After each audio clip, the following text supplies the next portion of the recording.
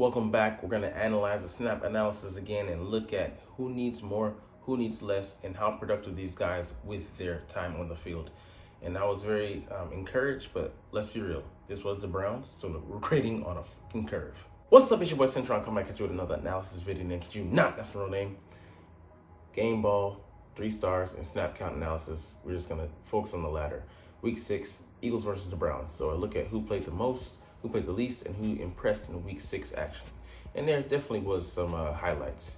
This was definitely a low light, and definitely nobody got injured on this one. Just come on, bro. Come on. All right, quarterback Jalen Hurts, 62 offensive snaps, and he took all the snaps for this game, so that would be the number we look at. But after, facing scrutiny and, whispers, rumors, consternation in the public eye, amongst fans and analysts alike, saying that he couldn't get the job done. He needed to have all, the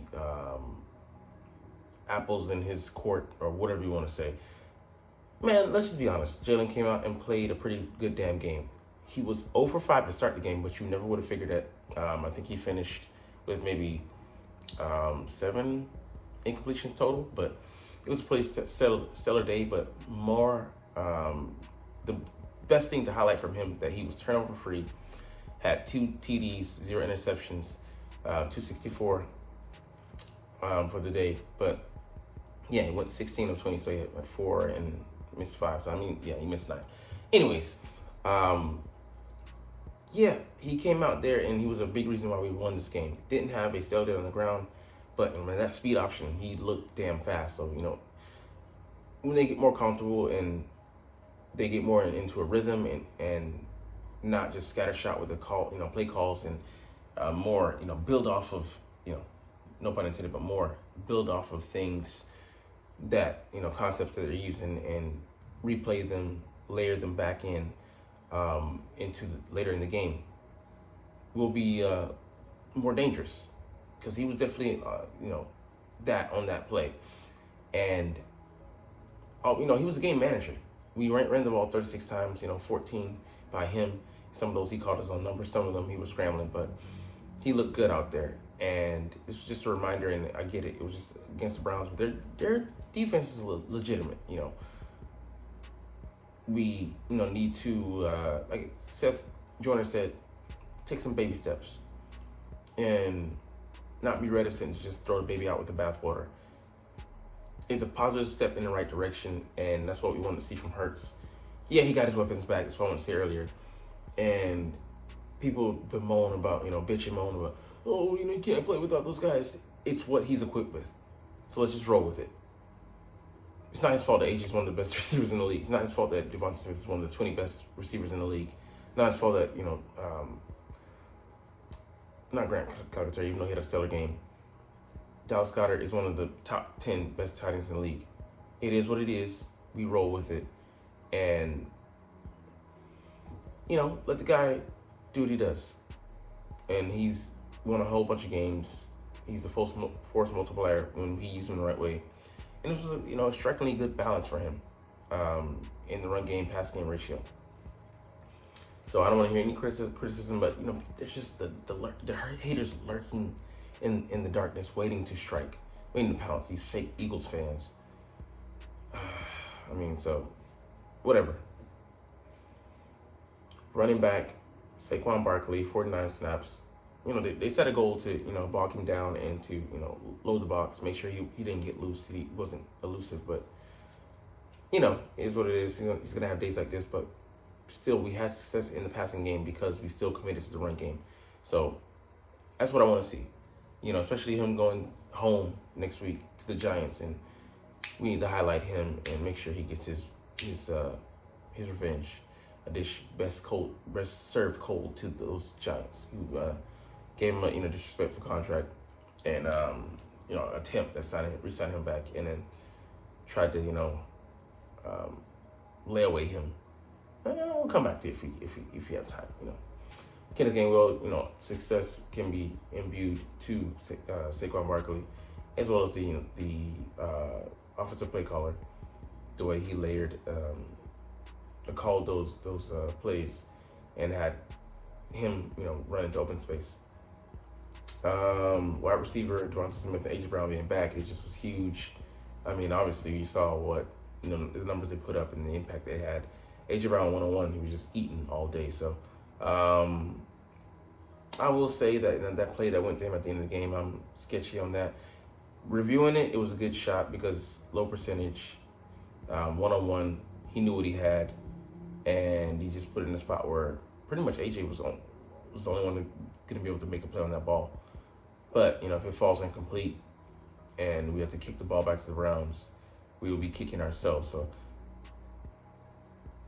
I'll just say this. I wish that it would be that we wouldn't have to force our players to call an audible to be, put in that situation to be a play call, that would, be fortuitous and make it easier. But, you take the good with the bad. Jalen Hurts, he might be the reason we might lose a couple games, but more than likely he's going to be the reason that we win games.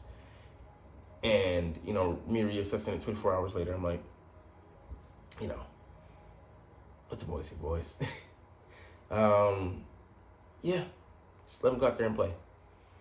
All right, tight end, Dallas Goedert played only 3 snaps before he went out with a hamstring injury. We'll see whether he misses a couple games or not. His looked definitely less serious than the one suffered by our old lineman below. Grant Calcaterra picked up nicely, though. 4 targets, 4 catches, 67 yards. Hurts trust you. I mean, he's earned his trust. Maybe it comes from the time at Oklahoma together, but he has it, and we're going to need that passing threat, but, we're down the blocking threat. Hopefully Jack Stoll can run into shape and fill that role, but we'll see, because these guys are 2 halves as a whole. One's blocking, one's good at receiving, but, it's kind of a tell when they're on the field, but hopefully we can keep them on the field together. And I didn't really realize it, but A.J. Brown and, 2 wide receiver sets, plenty. So let's keep those ISO routes going. And they allowed us to do that. Our offensive line, Fred Johnson came in. We didn't really play to his side as far as help, and he was going against Myles Garrett. But I like the plays that we had running away from him, running at him in the run game, making sure that, it was, a quick step drop instead of leaving Fred Johnson on the island over there. And Jordan Mailata, we're gonna sorely miss him. He's only missed 3 snaps since he's been a starter since 2021, and he's a force out there, man. And Lane Johnson, he handles his assignment on the other side definitely, but often overlooked is Jordan Mailata, who's just as talented as Lane, but he hasn't reached the zenith of his career yet. But the other guys, they look good. I do question some of the blocking in the run game, and then Cam Jurgens had another bad snap, but he's learning on the job. And this O-line, hopefully by the end of the year, they'll be right into shape and playing better than they are now, more in sync. No bad. All right, edge defenders, Josh Sweat. He looked decent out there. Bryce Huff looked to be picking it up. Brandon Graham was our best defender on the edge, and then Noah Smith showed some progress. So I'm liking what I'm seeing. And it's only game 5. It's a little too early to call it, and at the trade deadline, I wouldn't be opposed to us trading for someone if they can make an impact and come in immediately, but it's not, wish for the stars, because for better or worse, we went into this year knowing that this is going to be the starting unit and didn't really make any moves, we drafted a guy 3rd round, but he's a project, so we'll have to see how things develop, but I still like this group, man. I still like it. I'm not going to be down on them. Doubtful, you're questioning, but you're not making a judgment call as of yet. The interior, they look good, man, to me. Milton Williams looked like impactful. Moro Jomo was being a beast out there. Jordan Davis, he played decent. And Jalen Carter, which is blowing shit up.